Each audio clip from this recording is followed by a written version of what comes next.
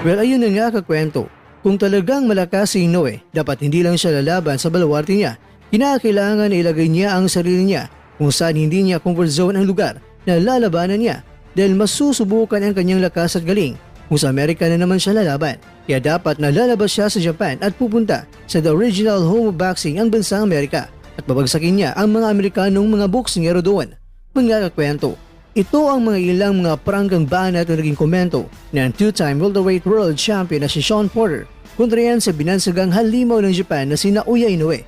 Ayon nga sa news article ng Yahoo News Japan, sinabi dito na pumunta ka sa Amerika at talunin mo ang mga Amerikano. Kung gusto mo na ikaw ang maging pinakamagaling sa buong mundo, punta ka rito. Nakwento, ilang mga araw na lang kasi ay magaganap na ang historical fight ni Inoue na kung saan siya ay naging undisputed world champion sa nakarang buwan ng Disyembre sa taong 2023. Kontra yan sa ating kababayan na si Marlon